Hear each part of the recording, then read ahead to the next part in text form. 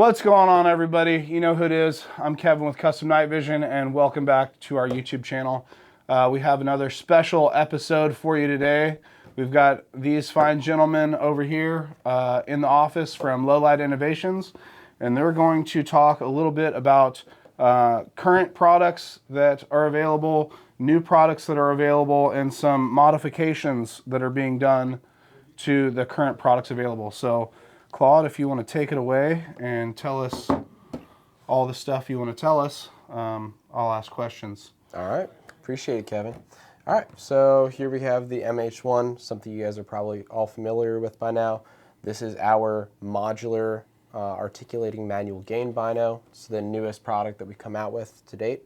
What really makes this bino special is essentially it's everything you could want in one system with future compatibility as well.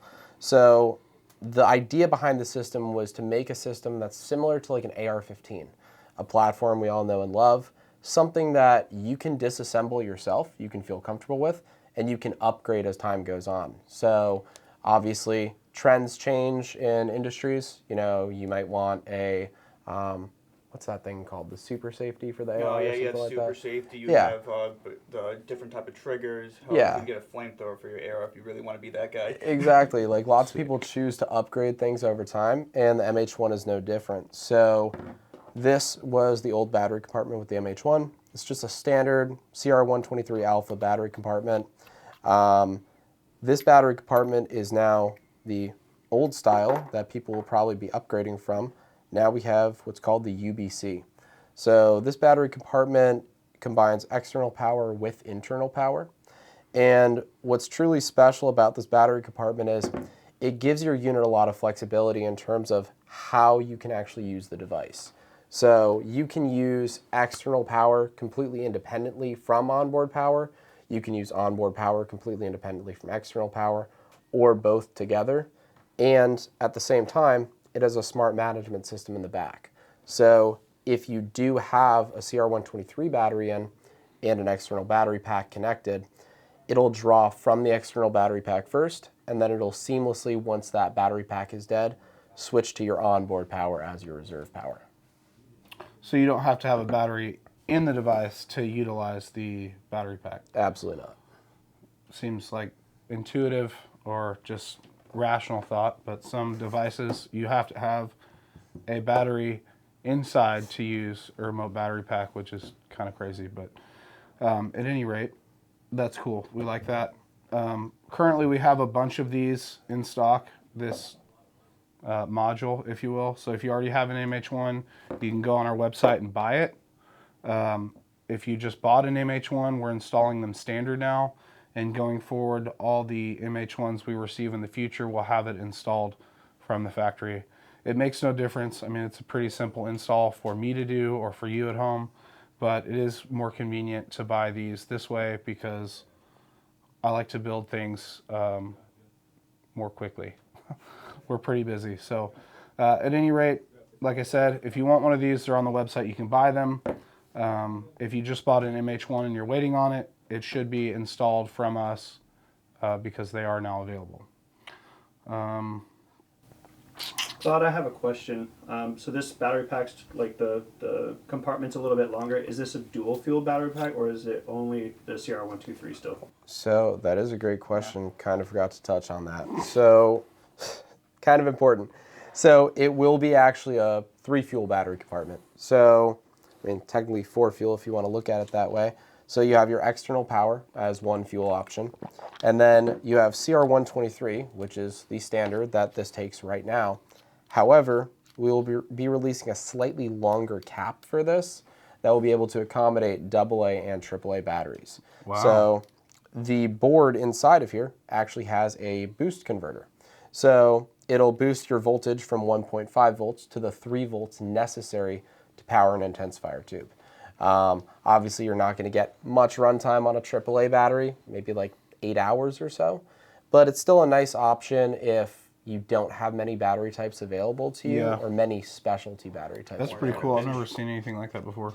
Appreciate it, I mean, outside of the Nightline battery pack that takes AA's and CR123s, but there's some weird caveats to what batteries you got to use. So Oh, that's trust me. not even really a consideration.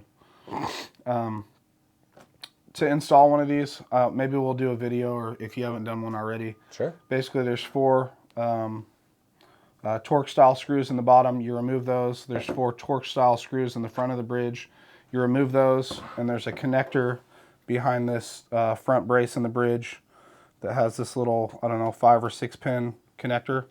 It just, you pull the old one out, slide this one in, and then reassemble it. Make sure you don't pinch any of the wires when you're putting it back together, but other than that, it's pretty straightforward. And I've installed probably 15 of these, 20 of them by now, and I've had 0 issues with them. So I'm confident that you can do it at home if you so desire. What else you want to talk about?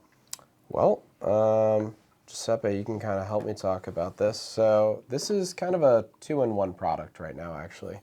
So this is both the monocular adapter for the MH1, and it is a new product called the MH14. So it'll be sold as just a body up here for your existing MH1 users that want to basically split their pods apart and share their device for whatever reason with other people. Or you can buy it in a full monocular format for, a spare device or something like that, or a starter device if you want to get into it that way. Your standard monocular customer that just wants a, PVS 14 type device and a little bit different form factor. Exactly, yeah. So, oh, go ahead. I was Sorry. going to say, or even the case to get into the ecosystem of the MH1, you're starting off with the pod and the body, and there's progression to then get the other pod, bridge, and now you're starting off, so it's for the budget-minded person too. I thought to ask you a question earlier. I'm glad I remembered. So say I have an MH1 and there's tubes installed in it, and I want to do the typical thing that everybody says they're going to do. I don't think a whole lot of people do this, but I'll play along. I'm going to give one of my pods to you because I have this adapter, right? We get that all set up, plug it in, get you set up with a completely different helmet and a J-arm, which is something you're going to need if you want 2 different helmet systems. What do I need to do to keep this MH1 running as a monocular on a bridge? So there's actually nothing you have to do. The most is we are something we're going to be working on is a plate that's just going to protect the contacts, but theoretically the entire other pod will be fully functioning. It's independent. Okay. Each side is independent to each other, so you can do that whole setup, set it up with someone else, and you still have the use of your night vision. So it's Gotcha. Yeah, that's kind of what I was curious about, because when you take these pods off, there are some exposed contacts in here. I'm not really too worried about them being damaged, but you do want to keep them clean, keep the water and debris off of them as much as you can. Yeah, interesting. So I have a cool thing to touch on with the MH14. So kind of like Giuseppe was saying, getting into the ecosystem, having the user, kind of split apart their financial purchases, maybe like lower barrier to entry is what I'm trying to say. So when you buy an MH14, let's say down the road, you're like, okay, well, I'm actually ready to buy a second MH14. And you buy the second MH14. After that, we will be offering the bridges as an independent purchase. Okay. So now you have 2 pods for an MH1, 2 monocular adapters, and you can purchase the bridge for the MH1 to put them together. They can send it to a builder like yourself, and now you have a full actual dedicated bino setup. Yeah, it will need to be collimated, so if you do have 2 monoculars, you can put it together and see how close they are. I'm pretty, I don't want to say OCD, but adamant that everything needs to be collimated, but you'd be surprised how many people bridge 214s, Oh, yeah. and they're fine with it. It really comes down to how your brain works. The same kind of people could probably get away with using a thermal on one eye and a night vision monocular on the other. That's completely fine for some people. I've also seen people try it for the first time and vomit within 15 minutes. I'm not joking. So it really just depends on how your brain works. Some people's eyes and mind can reconcile the images, overlay them, regardless of the deviation between the two. Some people really just cannot. So, if you want to put it together at home, see how it works, knock yourself out. If it doesn't work for you, contact one of us. We can fix it, collimate it, and get it sent back to you for you to use. Question: does MH1 or does the MH and MH1 stand for your mom's house? We never bring He's moms onto- into he's the, onto we us. never bring He's moms onto into us. the conversation, man. That's just kind of what I always thought it meant, so that's my bad. I mean, No. like it's kind of like that scene from War Dogs. Like, what does IBM even stand for? You know, like, It's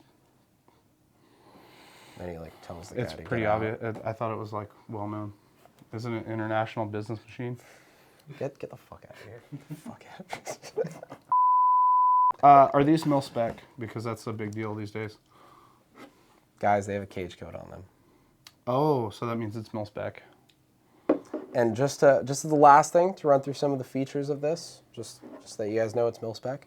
We have manual gain built into this. We have dual power IR illumination, so you still have your low power and high power illuminators, and it runs off of a single AA battery. Nice. So that's like my final tidbit I got. Nice. Are those pants mil spec? Are those shoes? They don't have a cage coat on them. Ooh.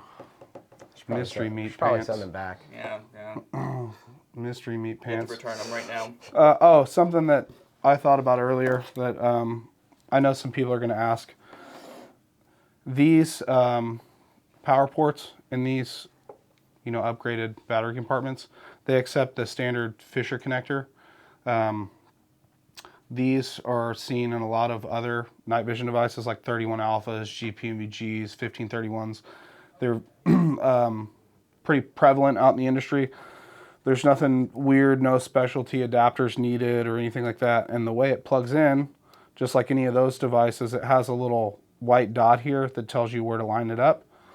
And the way it's oriented when it is plugged in is directly at 90 degrees. So it won't interfere with your nose like some other housings have in the past. It's pretty well out of the way. And when you mount, route this on your helmet, it's going to pull it up and back. So good placement here on that because I think some night vision devices kind of overlook that. I mean, classically the 31 Alpha, where it plugs in, when you have a battery pack plugged in, you can't articulate one of the tubes all the way up, which has always been annoying for me running 31s or 1431s because the battery pack plugs in the same spot. So well done on that. I think some thought went into that, so that's good. And obviously you can use any battery pack. I think this is an Argus one. You can use the L3 cold weather battery pack. You can use the Bat pack from Nocturne. You can use their battery pack. I didn't pull one out. We've got some in the other room, but the battery pack doesn't really matter. It's more personal preference. I've actually always liked this one because it has the IR indicator built in, and they're cheap. But get whatever you like. You do you. Yeah, you do you. Anything else you want to cover? We will be at SHOT Show this year with some Okay, cool new SHOT releases. Show. Yeah. Where are y'all going to be at? So we're going to be in the same law enforcement section as we were last time, booth 61106. Tight. Yeah, we'll be over there. Awesome. If you're going to SHOT Show and you want to come meet any of us, bend our ear, talk about night vision, just be generally annoying, you can hit us up on any of our social medias. Low Light Innovations, they're on all the big platforms, as are we. If you have any questions about any of these products, don't hesitate to call us, email us, DM us on any of those platforms, or just comment at the bottom of this video. I'm pretty good about checking those a few times a week. I respond to some of them.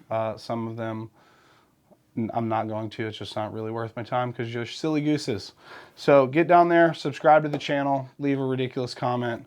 We appreciate you watching, and we'll see you on the next one.